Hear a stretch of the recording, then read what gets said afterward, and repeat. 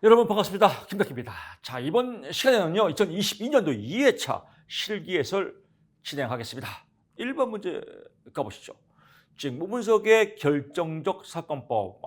이거 뭐 쉽죠? 1차에도 많이 나왔죠? 결정적 사건법. 1차에는 러시아 대사관의 주재원의 직무를 알아보는데 어떻게 알아보냐? 결정적 사건법을 알아본다. 어떠한 직무, 결정적 사건, 중요 사건이 있냐 이겁니다. 어떤 결정적 중요 사건을 보면서 그 사람의 직무 형태를 알아보는 거죠. 단점, 그 직무를 파악하기 위해서, 사건을 파악하기 위해서 결정적 어떤 이 경험이나 내용을 파악하기 위해서 전문가가 필요합니다. 그래서 전문가들이 왜 그런 일이 있었을까라고 많은 시간과 노력이 요구되는 거예요. 분석을 하려면, 결정적 사건을 분석하려면 전문가가 많은 시간과 노력이 요구된다. 또 결정적 사건, 중요 사건만 보기 때문에 포괄적 정보의 획득이 한계가 있다. 또 전문가의 주관적 판단과 전문가가 쓰는 거죠. 서술의 왜곡성이 있다. 이걸 한 통으로 묶어서 전문가의 주관적 판단으로 의한 서술의 왜곡 가능성이 있다. 이렇게 써도 되겠죠. 그래서 이런 내용이 들어가면 다 6점 맞게 해줍니다. 6점짜리입니다. 또 6점 먹고 들어가죠. 2번 문제 가보시죠. 이것도 우리 기본적으로 많이 나옵니다. 이 문제는 연속해서 나오는 확률이 큽니다. 그래서 까니마 똑까 나오고 또 나오고, 그래서 직업 심리학의 홀랜드와 직업정보론의 직업으로 보지 않는 활동은 서비스로 많이 나옵니다. 6점 먹고 들어가죠. 이연경,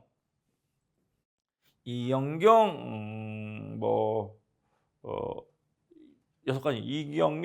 이영경 예수사, 아니면 이렇게 이영경, 하여튼 이영경 배구 선수하고 비슷한 뉘앙스가 있죠. 이영경 예를 사수하자. 이영경 사수. 이렇게 외우면 되겠죠. 하나, 둘, 셋, 넷, 다섯, 여섯. 이영경 사수. 이렇게 해서 우리가 연상법으로 외우시면 되겠죠. 이영경 사수. 이영경 예를 사수하자. 이영경 예 사수. 이렇게 외우면 딱 떨어지죠. 이자 및 임대료 등과 같은 자산 수입이 있는 경우에는 직업으로 보지 않는다. 이임, 또 연사, 우리 고시업 쓸 때 연사 없음 하지 않습니까? 연사, 연금법 및 사회보장법 의한 수입은 직업으로 볼 수 없다.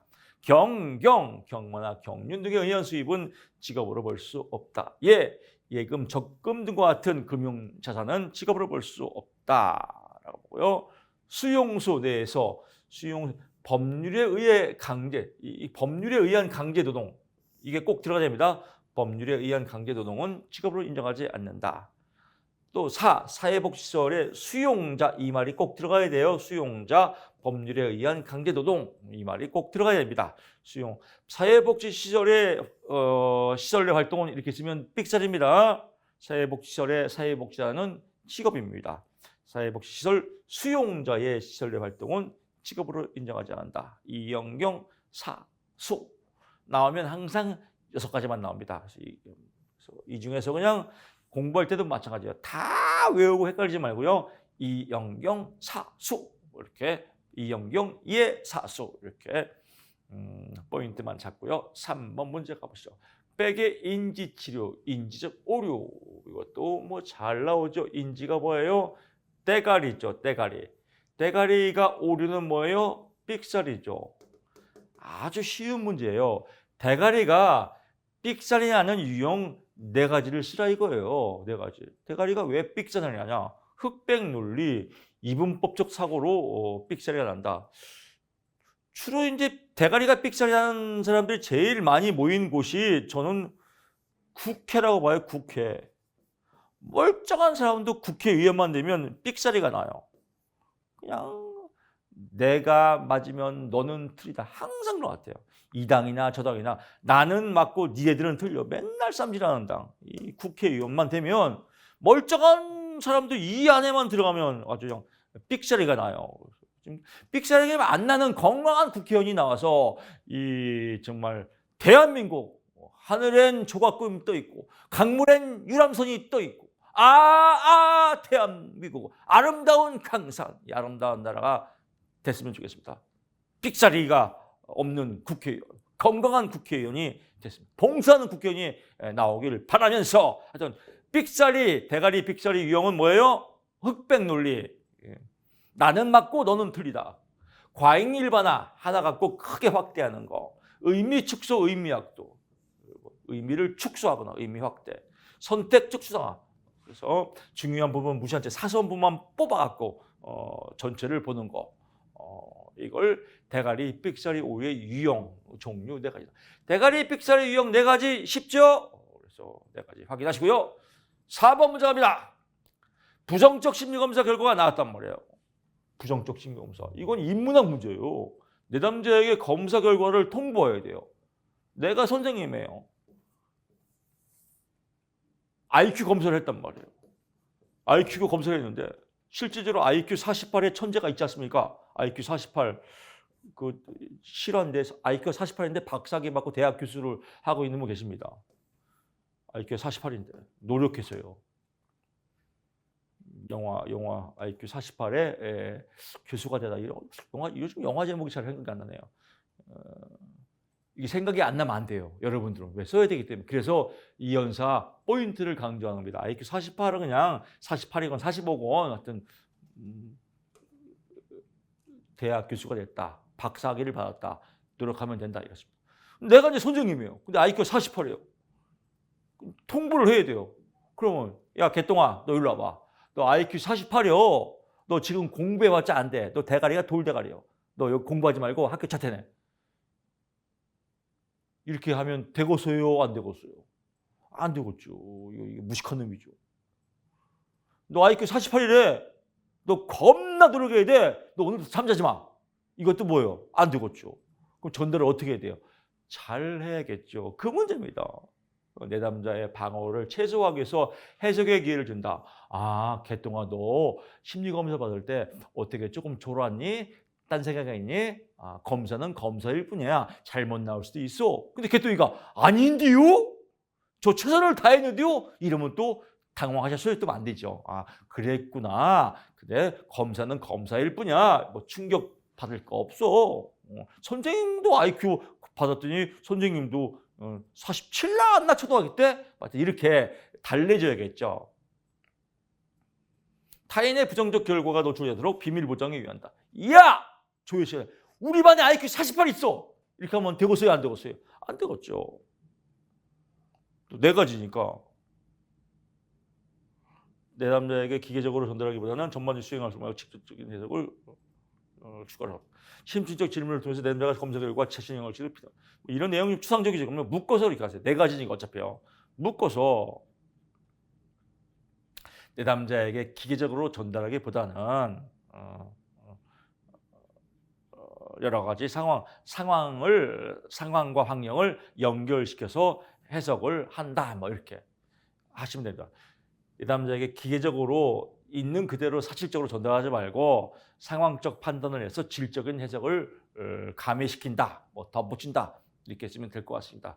이런 답도요, 답이 딱 떨어진 거 아닙니다. 인문학적으로 글짓기 하면 충분히 쓸 수 있습니다.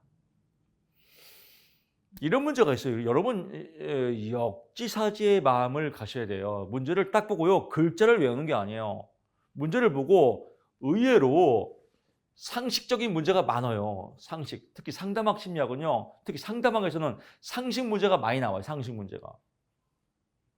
상식 문제. 그럼 여러분이 뭐 출제자예요? 아니면 여러분이 채점자예요? 그럼 상식 문제는 답이 뭐예요? 일반적인 내용이에요. 일반적인 내용을 쓰면 돼요. example. 예를 들면 실질적인 사례예요. 이런 문제가 나왔어요. 직장을 다니는 사람이 상사가 괴롭힌대요.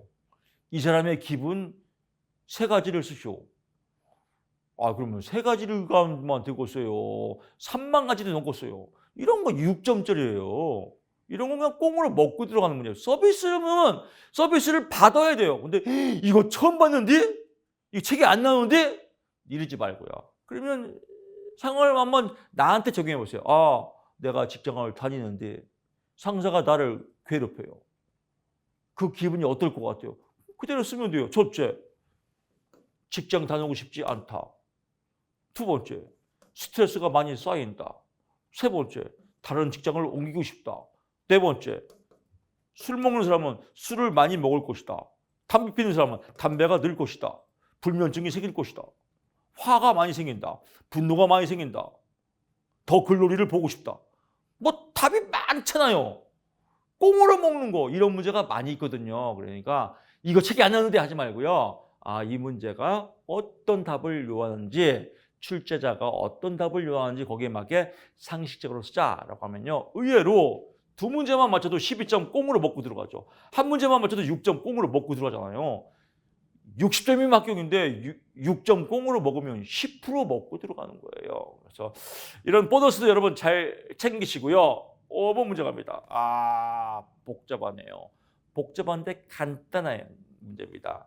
노동 수요 탄력성을 물어보는 겁니다.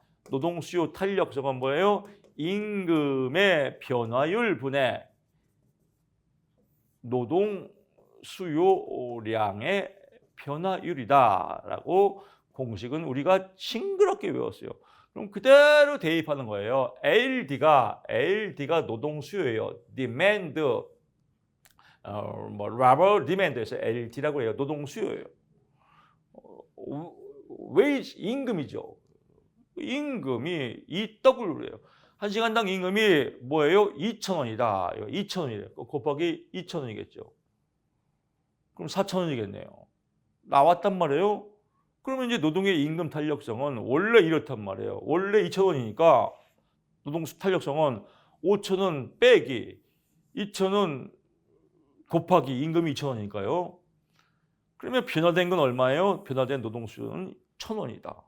변화된 임금이 1,000원이니까 그대로 5,000원 빼기 2 곱하기 1,000은 3,000원이다. 그럼 여기다가 이제 넣는 거죠. 큰 틀로. 노동 수요 변화율은 3,000원이 변했으니까요. 원래 임금분의 원래 임금. 노동 수요 변화율부터 가겠네. 노동 수요 변화율은 원래 노동 수요는 어디예요? 여기죠. 원래 노동 수요는 1,000. 원래 노동 수요는 1,000 나누기 변화된 건 얼마예요? 3,000원이죠. 3,000원 빼기 1,000원은 곱하기 100은 200%다. 임금의 변화는 원래 임금은 얼마예요? 원래 임금이 2,000원이죠. 변화된 임금은 얼마예요? 1,000원이죠. 원래 임금은 2,000원 곱하기 100은 50%다. 그래서 그대로 계산기 누르면 됩니다. 계산기. 위에 게 분자예요. 분자부터 누르면 됩니다. 앞에 게 분자입니다. 앞에 것부터 눌러야 돼요. 그래서 앞에 것부터 누르면 되죠. 계산기 가져갈 수 있습니다. 노동수요 탄력성은 그래서 노동수요 변화율이니까 얘가 위에 거 아니에요. 얘가 위에니까 200 나누기 500은 마이너스 4다. 마이너스 4니까 음수가 뜨죠. 음수가 뜨니까 절대값을 치는 거다. 근데 문제는 뭐예요? 절대값을 물어보니까 절대값은 마이너스 4가 된다. 절대값 안에 마이너스 4가 있으니까요. 이거 양수로 바꾸면 4가 되지만 여기서는 양수로 바꿀 필요가 없다. 절대값을 물어보니까 마이너스 4다라고 보고요. 그 다음에 노동수요 LT는 5,000원 빼기 EW 어쩌고 저쩌고 쭉 나옵니다. 겁나게 어렵게 느껴지지만요. 노동수요 탄력성 물어보는 겁니다. 노동수요 탄력성. 노동수요 탄력성은 뭐예요? 임금의 변화율 분의 노동수요량의 변화율이다.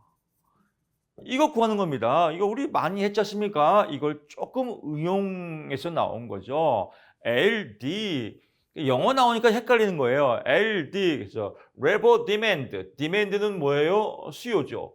Labor는 노동. 노동 수요예요. LD는 노동 수요. W는 wage라고 하죠. 임금이에요, 임금.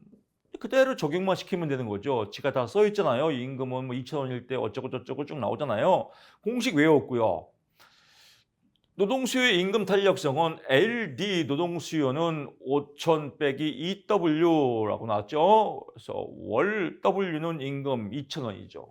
원래 임금이 2,000원이면 노동수요는 5,000원 빼기 2 곱하기 2,000원은 1,000원이죠. 1,000원. 변화 후 임금이 1,000원이면 변화 후 노동 수요는 5,000 빼기 2 곱하기 2,000이 아니라 변화 후니까 1,000원이죠. 그러면 3,000원이다.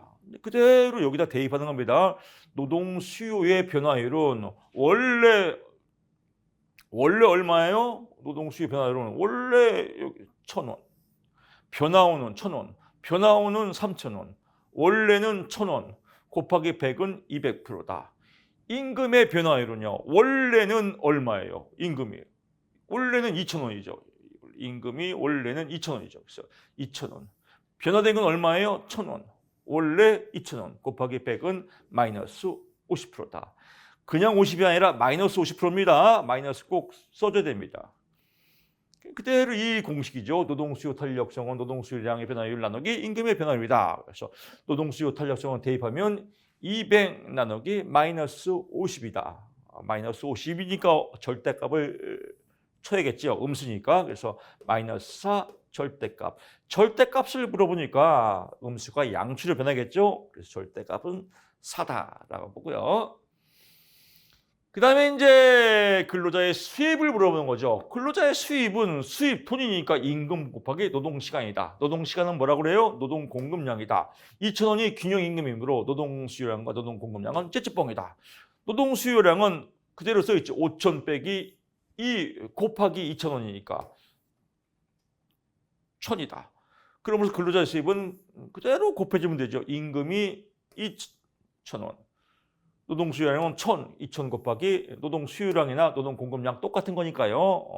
균형임금에서. 그래서 200만 원이 되겠죠. 20만 원이 아니라 200만 원입니다.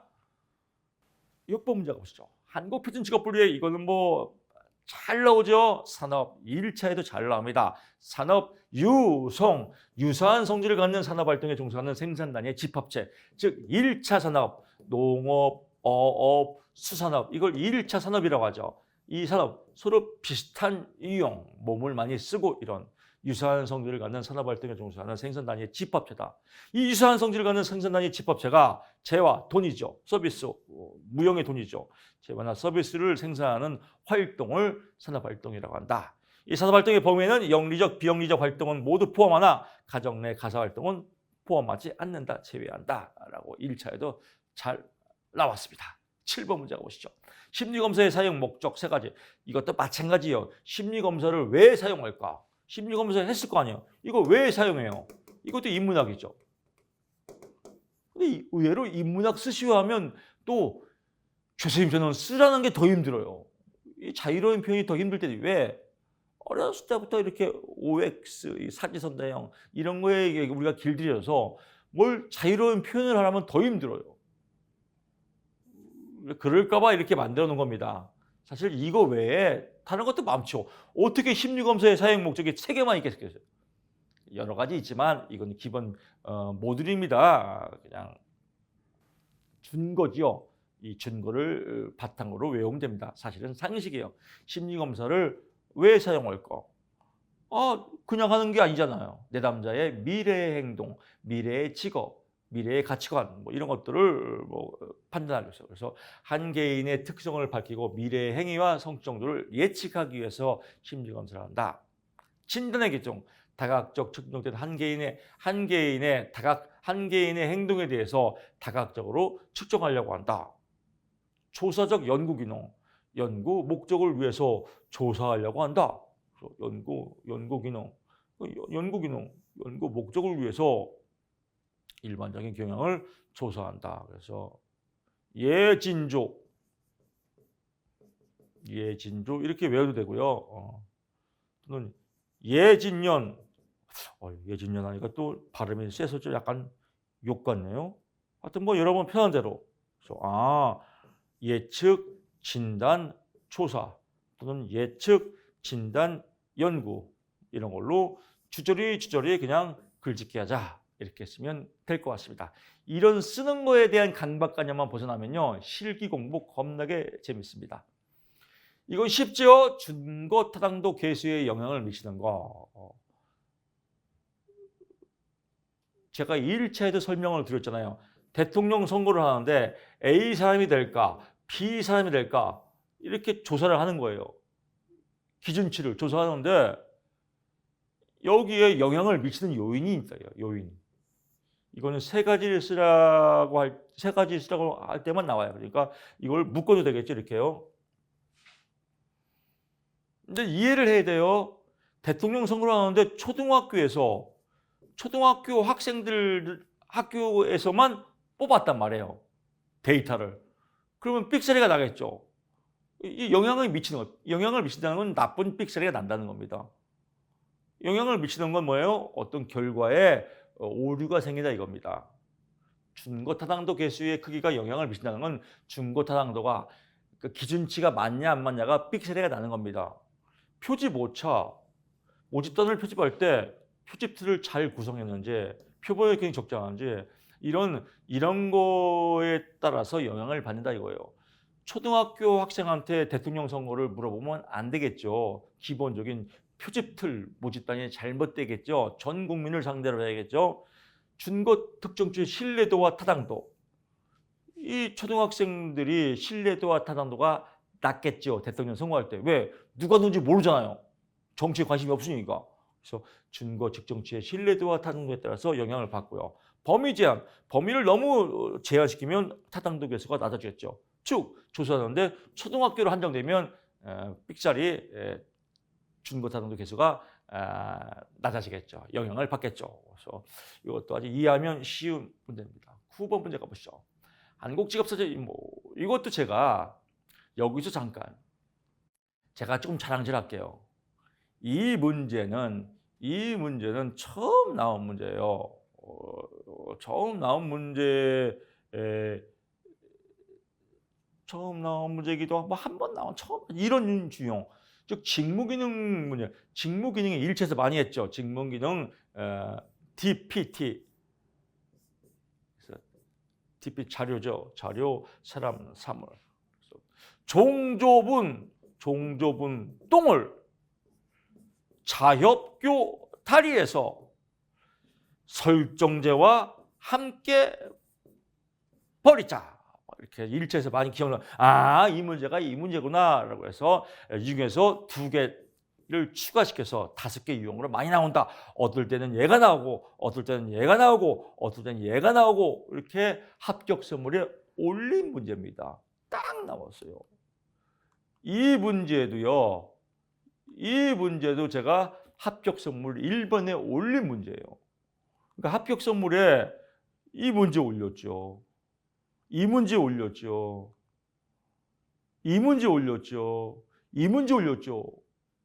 제 자뻑 좀 자랑하고 싶습니다. 합격 선물 제가 예상해서 예언 탄으로 올린 문제들이 많이 나왔어요. 그래서 이것도 5가지 딱 나왔습니다. 그래서 5개만 외우면 됩니다. 자협교, 감독, 오락까지. 여기는 이렇게 나올 때요. 자문, 협의, 교육, 감독, 오락 기능 이렇게 나올 때도 있습니다. 하나, 둘, 5가지. 하나, 둘, 셋, 넷, 5, 6가지까지 외워야죠. 지가 하나 쏘놓을 때도 있거든요. 그래서 자협교, 감독, 오락, 자문, 여기는 협의, 교육, 감독, 오락 제공, 설득까지 이렇게 해서 여기는 안 외워됩니다. 그래서 이렇게 보시고 요즘 아주 잘 나오는 문제 유형입니다. 그래서 만약에 이 문제가 2회차에 나왔다면 3회차에서는 뭐가 나와요? 사람이 아니라 사물에 대해서 2회차에서는 3회차에서는 또 그 다음에는 또 뭐가 나와요? 그 다음에는 또 또 사물에 대해서 이게 랜덤으로 나올 수 있는 문제입니다. 잘 써먹는 문제니까요. 체크 포인트 꼭 해주시고요. 10번 문제 갑니다. 심리검사 사용의 윤리적 문제와 관련해서 주의할 사항에서 심리검사를 사용을 할 때 윤리적 문제, 이것도 인문학이죠. 인문학 상식 문제예요. 상식의 바탕으로 쓰면 돼요. 이런 문제는 점수를 주려고 낸 거거든요. 심리검사를 사용하는데 그러면 비윤리적으로 쓰면 안 되겠죠. 그러니까 상담자는 훈련받지 않은 사람이 검사를 사용해서 당연하겠죠. 전문가가 상담을 하여야 한다. 평가가법이 시대에 뒤떨어질 수 있음을 진다. 이 옛날 평가 방법이다라고 할 것을 인식해야 된다. 또 결과를 다른 사람에게 오용되지 않도록 한다. 비밀 유지해야 한다. 당연하겠죠. 상담자는 새로운 검사구를 개발해야 된다. 개발할 때 기존의 과학적 조치를 따라야 한다. 그냥 개발하면 안 되겠죠. 소발도 안 됩니다. 상담자는 검사의 채점과 해석이 적절히 중요합니다. 이것도 느려 빼면 됩니다. 엿가락처럼. 상담자는 검사의 채점을 적절한 증거를 갖춰야 한다. 채점을 객관적으로 해야 한다. 해석을 해석을 할 때는 적절한 증거를 갖춰야 한다. 이렇게 쭉쭉 늘어 빼면 됩니다. 검사자는 검사의 목적과 본질을 알 권리가 있다. 피검사는 당연하죠. 목적과 본질을 알아야지. 이 검사가 왠지로. 이런 것들도 글자를 외우지 말고요. 그냥 비스무리하게 인문학 쓰면 다 점수를 준다. 6.0을 모을 수 있다라고 생각하시면 됩니다. 글자 외우지 마세요. 그냥 상식으로 이해하고 대충 타당도 있게 글짓기 하자. 항상 머리에 염두에 있어요. 첫째, 문제를 잘 읽어보고 두 번째, 키워드가 뭔지를 잘 생각하고 세 번째는 지저리 타당도 있게 글짓기 하자. 이 세 박자만 쓰면 점수 차고 넘치게 해준다. 합격은 충분히 할 수 있다. 이런 자신감을 갖고 배짱을 갖고 공부하시기 바랍니다. 11번 가보시죠. 표준화를 위해 수집된 자료가 정규 분포에서 벗어났다 이겁니다. 정규 분포는 뭐예요? 종모양이죠, 종모양. 이 종모양 중에서 1 표준 편차는 68%, 2 표준 편차는 95%, 3 표준 편차는 마이너스 2.5, 플러스 2.5%, 뭐 이런 건 몰라도 돼요. 그냥 이렇게 이건 1차 때 많이 봤잖아요. 이 모양을 정규 분포라고 그래요. 근데 이 모양이 어떻게 찌그러졌단 말이에요. 그럴 때 이렇게 원판으로 돌리는 방법이 뭐냐 이겁니다. 그래서 완곡법이다. 정규 분포의 모양과 유사한 점수를 가감, 더해주거나 빼서 정규 분포 모양으로 만드는 거예요. 지금은 안 그렇지만 제가 학교 다닐 때도 이렇게 했습니다. 만약에 수학 시험을 봤는데 수학 시험에 정규 분포가 이렇게 나와야 되는데 너무 문제가 어려워서 전체적으로 너무 점수가 낮아요. 그럴 때 자기 점수에 10점 올려라 뭐 이렇게 했었습니다. 또 점수가 또 너무 높아요. 자기 점수에 10점 빼라 이렇게 해서 성적표에 올렸던 기억이 납니다. 이게 완곡법이에요. 절미법은 이렇게 나와야 되는데 뒤에 바나나 5명이 100지를 냈네요. 빵점이란 말이에요. 이러면 정규 분포 모양이 이상해지죠. 이 점수를 구할 수가 없어요. 다 빵점이기 때문에. 오류가 나는 거예요. 이럴 때 편포의 꼬리가 작을 경우 빵점짜리가 이렇게 작게 나올 경우는 잘라라 이거예요. 잘라라. 그래서 꼬리를 잘라서 정규 분포 모양으로 만들어라. 뒤에 길게 나오는 건 잘라버리라 이거죠. 그 다음에 각 점수들의 백분위를 찾아서 그 백분위에 해당하는 지점수, 정규 분포니까요. 표준 점수, 지점수를 찾는 방법을 의미한다. 그래서 각 점수들의 백분위를 찾아서 지점수를 찾는 방법을 의미한다. 그 백분위에 해당하는 지점수를 찾는 방법을 의미한다라고 써도 되고요. 그냥 각 점수들의 백분위를 찾아서 그 백분위에 해당하는 지점수를 찾는다. 뭐 이렇게 해도 되겠죠. 찾는다까지 하면 더 딱 떨어지겠죠. 12번 갑니다. 겔라트가 제시한 의사결정 과정 8단계를 순서대로 이것도 나오면 똑같이 나와요. 그러니까 1단계, 8단계는 외울 필요가 없겠죠. 나오면 똑같이 나와요. 그래서 정보 수집, 대안의 열거 이것도 이제 겔라트 1차에 나왔던 거죠. 그래서 뭐 외우는 팁들은 여러분들이 만들면 돼요. 저도 뭐 보면 정대각대 가의, 정대각대 가의, 정대각대 가의 뭐 이렇게 해도 아니면 정대각대 평의 평가를 적어놓으세요. 또 대안의 실현, 정대각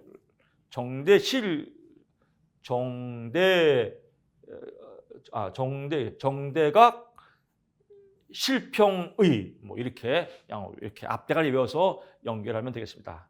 1번, 8번은 외울 필요가 없다라고 보고요. 이거 변두리 문제입니다. 변두리 문제는 그 다음에 안 나옵니다. 13번 갑니다.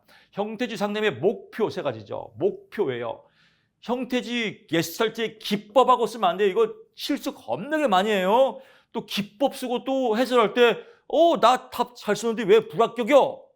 문제를 잘못 봐서 그래요. 그래서 그때는 흐르는 눈물을 주체할 수가 없어요. 그래서 문제 잘 봐야 됩니다. 문제.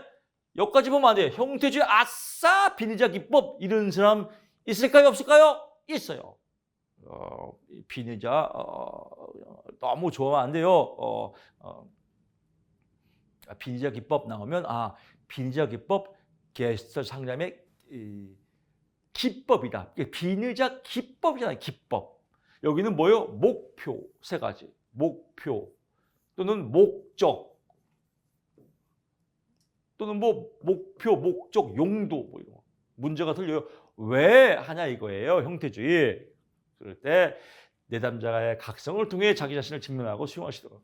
각성하라 이거예요. 문제가 뭐죠? 미해결 과제. 내담자의 미해결 과제를 빨리 자각을 통해서 알아차려서 직면해서 수용할수록 도와주는 거다. 네 인생 네 거잖아. 왜 맨날 이렇게 미해결 과제를 헤매고 있어? 지금 책임 있게 살아. 내담자가 자신의 행동에 책임을 질 수 있도록 도와준다. 책임. 내담자의 감정과 사고가 하나의 전체로서 통합될 수 있도록 미해결 과제에서 헤매지 말고 전체로서 통합될 수 있도록 도와준다. 결국은 문제가 뭐예요? 미해결 과제 해결해요. 그래서 미해결 해결해서 해결하려면 어떻게 해야 돼요? 각성도 시키고 책임감도 심어주고 또 통합된 마음도 심어준다. 이게 상담의 목표다. 다시 갑니다. 상담의 목표, 목성 또 뒤에 많이 있습니다. 목적. 근데 여기서 그냥 항상 세 가지만 나와요. 각책통. 상담의 목표, 목적이다. 상담의 기법은 비느자 기법으로 시작하죠. 비느자 기법. 욕구와 감정의 자각. 여러분 이거는 기법하고 헷갈리면 안 됩니다. 14번 갑니다. 윌리엄스 이것도 쉬운 문제죠. 윌리엄스의 직업 문제용 무불어흥 설명하니까 설명해야 됩니다. 무불어흥이다. 그래서 진로를 선택하지 않거나 인식주도 없는 진로를 선택하지 않는 상태이다. 같이 써도 됩니다. 굳이 이렇게 다 외울 필요 없어요. 불확실한 선택이란 한 줄 늘려 빼면 됩니다. 불확실한 선택이란 선택에 대해서 확신이 부족한 상태로서 한 줄 나왔죠. 선택에 대한 확신이 부족한 상태로서 자기와 직업 세계의 이해 부족으로 이루어진다. 이해 부족으로 나타난다. 이게 그냥 주저리 그냥 글짓기 하면 돼요. 어차피 예를 보는 게 채점자가 예만 봐요. 쓰는 건 대충 썼나 잘 읽어보지도 않습니다. 여기다가 이제 타당도가 있게 써야죠. 글짓기 나오는 게. 진로 무선택. 나는 소주는 진로를 좋아하고 안주는 물을 먹는다. 진로 무선택. 이렇게 쓰면 안 되겠죠. 설마 이렇게 쓴 사람 없겠죠? 그냥 이렇게 타당도 있게 쓰면 됩니다. 어리석은 선택이란 현명하지 못한 선택을 의미하며 어쩌고 저쩌고 하는 것이다. 흥미와 적성의 불일치란 흥미와 적성의 모순이라고도 하며 어쩌고 저쩌고 하는 것이다. 이렇게 주저리 쓰면 4점 먹고 들어갑니다. 15번 갑니다. 인지적, 정서적 행동적 상담의 기본 A, B, C, D 또 나왔네요. 이 까니마 또 가요. 1회차에 나왔잖아요. 또 나와요. 그래서 또 나오는 유형들이 A, B, C, D, E 또 홀랜드, 또 직업정보, 이영경의 수사 이런 것들은 연달아서 깐니마 똑같 이런 기본적인 문제입니다. 기본 개념의 ABCD의 의미를 쓰시오. A 선행사건 어쩌고 저쩌고 이거 다 여러분 1차에서도 징그럽게 했기 때문에 눈 감고도 나올 수 있습니다. 이제 여기서 추가되는 F까지 나왔죠. F feeling입니다. 새로운 감정, feeling 새로운 감정. 논박 확인을 통해서 바뀌나. 이것도 몰라도 돼요. 그냥 합리적, 비합리적 신념을 합리적 신념에서 비롯된 이게 앞에 빼버리고요. 그냥 군더더기 빼면 합리적 신념에서 비롯된 새로운 감정을 의미한다. 이렇게 핵심만 쓰면 됩니다. 보통 어마어마하게 답안 시작을 많이 해요. 한 사람이 네 명이서 채점해요. 결국은 8만 장을 채점한다는 겁니다.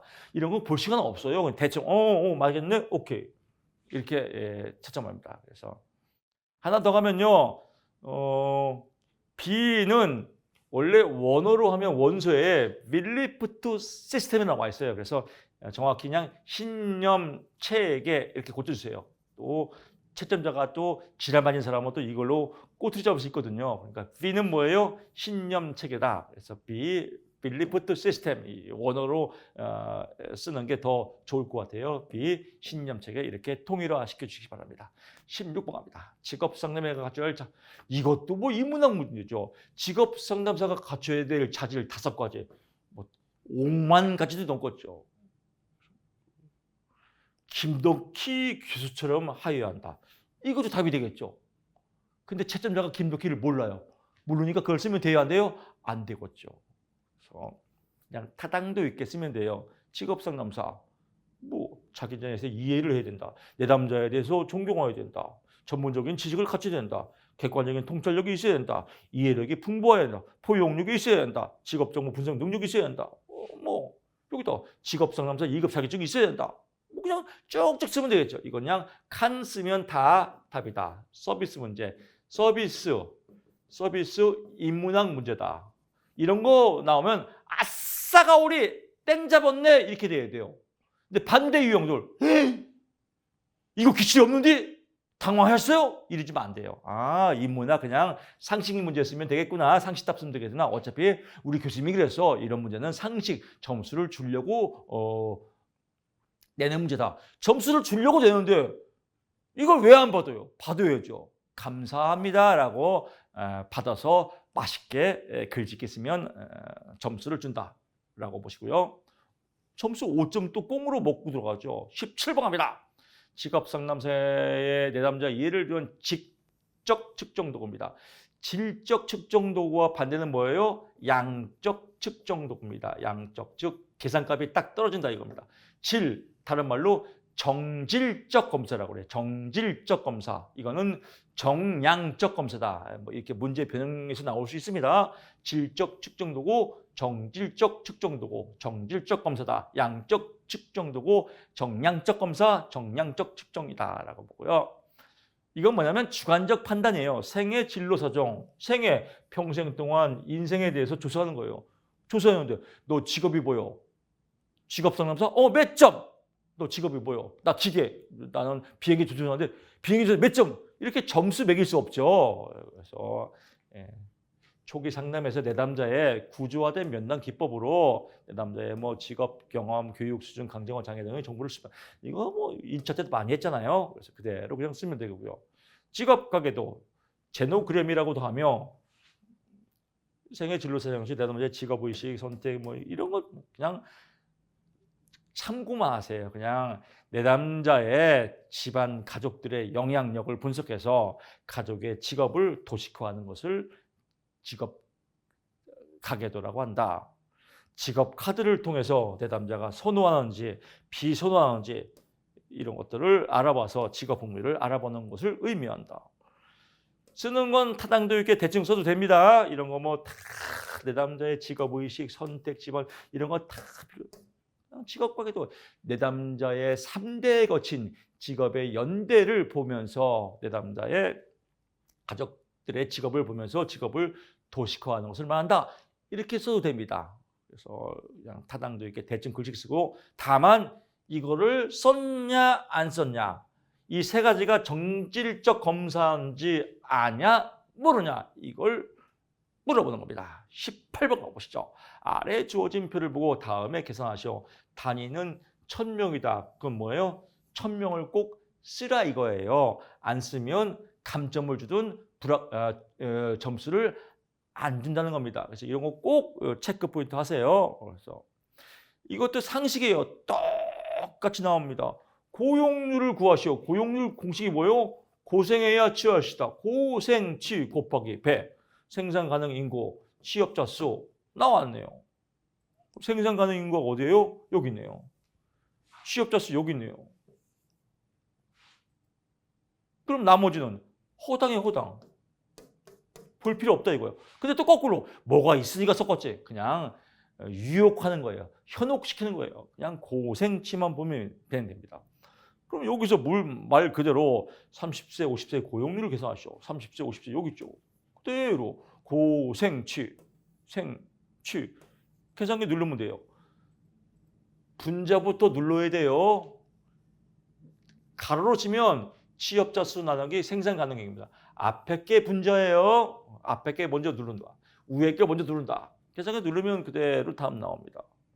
30세 고용률과 29세 이하 고용률. 여기 고용률이 뭐예요? 여기잖아요. 그대로 계산기 누르면